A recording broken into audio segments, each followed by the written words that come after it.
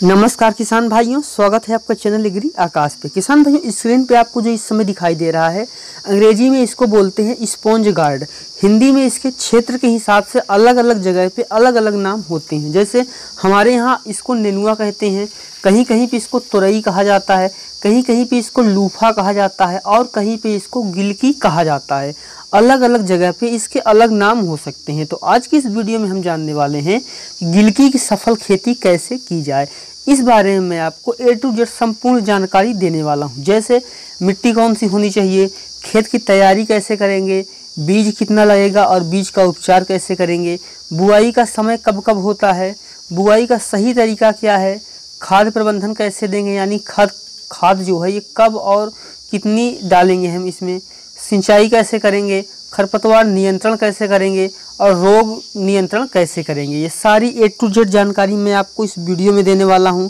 तो वीडियो को आप पूरा देखिएगा। चैनल पे पहली बार आए हैं, चैनल को सब्सक्राइब कीजिएगा। चलिए शुरू करते हैं। किसान भाइयों, सबसे पहले बात करेंगे मिट्टी की। किसान भाइयों, जो ये गिलकी है, गिलकी की खेती आप लगभग हर तरह की मिट्टियों में कर सकते हैं। यहाँ तक कि क्षारीय मिट्टी जो होती है, यानी जो मिट्टी जिसमें अम्ल होता है, ऐसी मिट्टी अगर है तो उसमें भी आप इसकी खेती आसानी से कर सकते हैं। अगर बात करेंगे सबसे अच्छी मिट्टी कौन सी है, तो गिलकी के लिए जो सबसे अच्छी मिट्टी होती है वो होती है रेतीली दोमट, हल्की दोमट और बलुई मिट्टी। ये जो 3 तरह की मिट्टी होती है, ये इसके लिए काफ़ी ज़्यादा अच्छी होती है। अगर हम बात करें मिट्टी के pH मान की, जो मिट्टी का pH मान चाहिए वो 6.5 से लेकर के 7.0 तक का जो मिट्टी का pH मान होता है वो गिलकी की खेती के लिए काफ़ी ज़्यादा अच्छा होता है। और अब हम बात करते हैं खेत की तैयारी की। किसान भाइयों, अच्छी फसल लेने के लिए आपको मिट्टी का जो भुरभुरापन है वो होना चाहिए। अगर आपकी मिट्टी भुरभुरी है तभी उसमें अच्छा जमाव होगा, तभी आप उसमें अच्छा उत्पादन ले पाएंगे। उसके लिए पहले आपको 1 से 2 गहरी जुताई करनी चाहिए और उसके बाद किसान भाइयों आपको उसमें 100 से 150 कुंटल गोबर की खाद डाल करके और खरपतवार उसके निकाल करके उसमें पानी भर के उसको छोड़ देना चाहिए। उसके बाद 5 से 6 दिन बाद जब आप देखेंगे खेत में जुताई के लायक नमी हो गई है तो उसमें 3 से 4 जुताई आप कर दीजिए। जब मिट्टी भुरभुरी हो जाए किसान भाइयों, तो उसके बाद उसमें आपको क्यारियाँ बनानी है। किसान भाइयों, 2 तरीके से आप बुआई कर सकते हैं। चाहे आप बेड बना के इसकी बुआई करें या फिर आप क्यारी बनाएं। किसान भाइयों, इसमें आप ये समझिए कि चाहे आप क्यारी बनाएं चाहे बेड बनाएं, अगर गर्मी है, अगर आप जायद के लिए कर रहे हैं तो आप नीचे ही इसका फल ले सकते हैं। लेकिन अगर बरसात है तो अच्छा उत्पादन लेने के लिए आपको इसकी बाड़, यानी इस पर बाड़ बना करके उस पर इसको चढ़ाना चाहिए। किसान भाइयों, अगर आप जैसे क्यारी बना रहे हैं तो जो एक क्यारी दूसरी क्यारी की जो दूरी है किसान भाइयों, उसको आप 2 से 3 फीट की रखें और जो क्यारी की लंबाई है वो आपको 4 से 5 फीट की रखनी चाहिए। और अब हम बात करते हैं कितना बीज लगेगा और बीज को उपचारित कैसे करेंगे। किसान भाइयों, 1 एकड़ अगर आप गिलकी की खेती करना चाहते हैं तो उसके लिए अगर आपका बीज जो है वो नया बीज है, मार्केट से आप नया बीज ला रहे हैं, तो आपको 300 से 400 ग्राम बीज की ज़रूरत पड़ेगी। लेकिन अगर आपका जो बीज है वो पुराना है या देसी बीज है तो आपको 700 से लेकर 800 ग्राम बीज की ज़रूरत पड़ेगी। क्योंकि जो देसी बीज होता है वो जमाव कम करता है और जमाव हो भी गया तो पौधा अच्छे से विकास नहीं कर पाता है। किसान भाइयों, अब हम बात करते हैं कि बीज को कैसे शोधित करें। किसान भाइयों, बीज को शोधित करने के लिए आपको 2.5 ग्राम कार्बेंडाजिम लेना है, साथ में आप 2 ग्राम थायरम ले लीजिए। उसमें आपको 1 किलो जो हमारा गिलकी का बीज है इसको 15 से 20 मिनट उसमें भिगो कर रखिए। उसके बाद 15 से 20 मिनट या आधे घंटे जब तक ये सूख न जाए, छाया में इसको सुखा लीजिए। उसके बाद इसकी बुआई करें। किसान भाइयों, अब हम बात करते हैं कि बुआई का समय क्या होता है। किसान भाइयों, गिलकी की जो बुआई है, चाहे इसको गिलकी कहें या नेनुआ कहें, जो गिलकी की बुआई का समय होता है यह मुख्यतः साल में 2 बार आता है। पहला जो होता है वो जायद के लिए बुआई की जाती है और दूसरा जो होता है वो खरीफ के लिए। किसान भाइयों, जायद के लिए जब इसकी बुआई करते हैं तो उसकी जो बुआई है वो हम कब से कब कर सकते हैं। किसान भाई, जब हम उसकी बुआई जायद के लिए कर रहे हैं तो आप 10 जनवरी से लेकर के 31 मार्च तक आसानी से बो सकते हैं, ये जायद में आता है। और उसके बाद किसान भाई, खरीफ के लिए आप मई से लेकर के 15 मई से लेकर 31 जुलाई तक अगर आप बुआई करते हैं तो वो खरीफ में आता है। ज़्यादा उत्पादन इसका जो किसान भाइयों होता है वो खरीफ के ही मौसम में होता है। और अब हम बात करते हैं कि बुआई का सही तरीका क्या है। किसान भाइयों, जब आप बुआई कर रहे हो तो ध्यान रखें कि पौधे से जो पौधे की दूरी है उसको आपको 1 फीट रखनी है और जो लाइन से लाइन की दूरी है वो आपको 1.5 से 2 फीट रखनी है।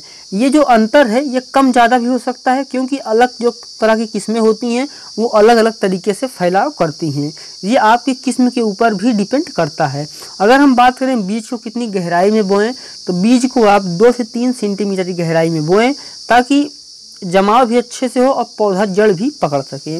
और उसके बाद किसान भाइयों बात आती है कि इसमें खाद प्रबंधन कैसे दें, कब कौन सा खाद डालना चाहिए, वो भी मैं आपको इस वीडियो में पूरा विस्तार से बताने वाला हूँ। किसान भाइयों, बुआई से पहले यानी जब आखिरी जुताई चल रही हो उस समय आपको किसान भाइयों 40 किलो यूरिया और 25 किलो DAP, 15 किलो पोटास जो लेंगे वो MOP यानी म्यूरेट ऑफ पोटास होगा।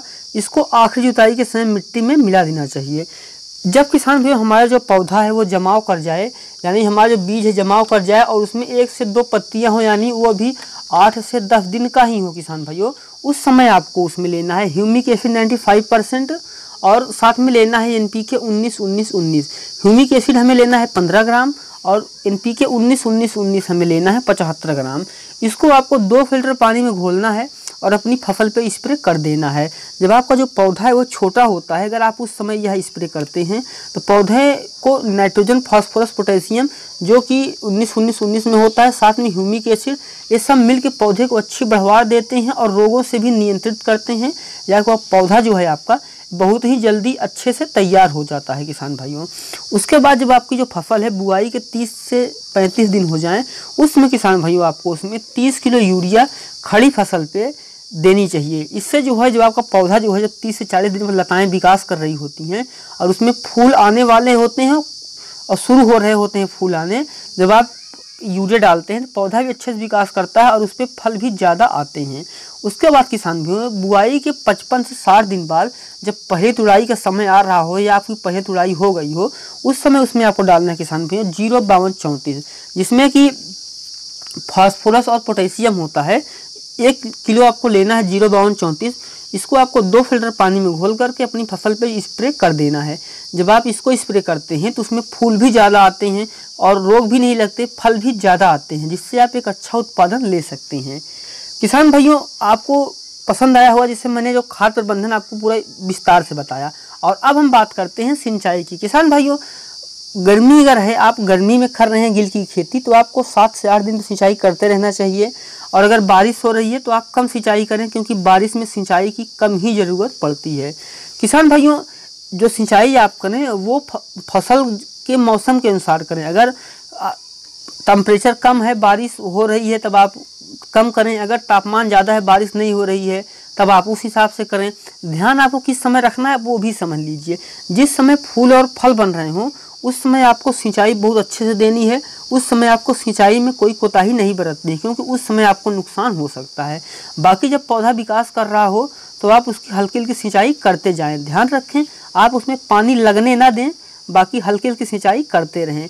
बुआई के पहले जब पौधा शुरू में विकास कर रहा हो उस समय ध्यान रखें, और फूल और फल आते समय ध्यान रखें। ये इसके लिए ज़रूरी चीज़ें होती हैं। और अब हम बात करते हैं खरपतवार नियंत्रण की। किसान भाइयों खरपतवार निकालने के लिए आप 3 तरीके अपना सकते हैं। पहला कि आप हाथ से खरपतवार निकाल दें। जब आपका जो पौधा 10 से 15 दिन का हो उस समय आप उसकी खरपतवार पहले निकाल दें। 25 से 30 दिन की अवस्था में दूसरी बार खरपतवार निकाल दें। उसके बाद जो लताएं हैं वो पूरे खेत में फैल जाएंगी और आपको खरपतवार निकालने की ज़रूरत नहीं पड़ेगी। दूसरा तरीका है किसान भाइयों कि आप मल्चिंग लगा दें। मल्चिंग आप जानते हो, अगर आप मल्चिंग लगा देंगे तो खरपतवार उगने का कोई चांस ही नहीं रहेगा। और तीसरा तरीका है अगर आप मल्चिंग भी नहीं लगा रहे हैं और हाथ से खरपतवार भी नहीं निकाल सकते हैं तो उस स्थिति में आपको लेना है पेंडिमेथलिन। पेंडिमेथलिन दवा में तत्व होता है। अगर आप बोलेंगे जाकर के बीज भंडार पे तो आपको कई तरह की दवाएं हैं जो मिल जाएंगी पेंडिमेथलिन की। इसको आपको लेके आना है, 2 फिल्टर पानी में घोलना है 1 लीटर दवा को और अपनी फसल पे स्प्रे कर देना है।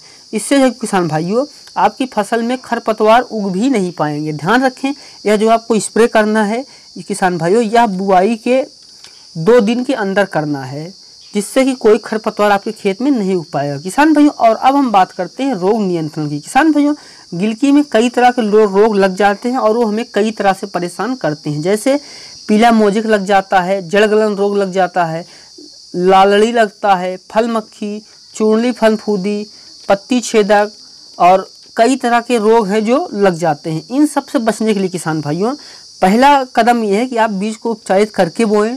और दूसरा जो मतलब बात है किसान भाइयों, दूसरी बात ये है कि जब आपका पौधा 10 दिन का हो जाए, 10 दिन के बाद से ही हर 10वें दिन आपको उसमें फनफूद नाशक दवा का छिड़काव करना है, जिसमें कि कार्बेंडाजिम 12% हो और 63% मतलब WP होना चाहिए। ये दवा आपको लेनी है, आपको कई तरह से मिल जाएगी, जैसे साइथेन M45 के नाम से मिल जाएगी, इंडोफिल M45 के नाम से मिल जाएगी, या मेंडोज के नाम से मिल जाएगी, कई तरह के नामों से मिल जाएगी। इसको आप हर 10 दिन पे 500 ग्राम दवा को 2 फिल्टर पानी में घोल करके अपनी 1 एकड़ की फसल पे स्प्रे करते रहें। इससे किसी तरह के रोग नहीं लगेंगे। जब आप ये सारी चीज़ें करते हैं तो आप देखते हैं कि जो आपकी फसल है वो वैरायटी के हिसाब से 45 से 50 दिन में उत्पादन देना शुरू कर देता है और लंबे समय तक आप उससे काफ़ी अच्छा प्रॉफिट कमा सकते हैं। अगर ये वीडियो आपको अच्छा लगा है तो वीडियो को लाइक करें, चैनल पे पहली बार आए हैं चैनल को सब्सक्राइब कर लीजिए, क्योंकि इसी तरह की खेती बाड़ी जुड़ी हुई जानकारियाँ मैं आपके लिए लाता रहता हूँ। वीडियो देखने के लिए आपका धन्यवाद।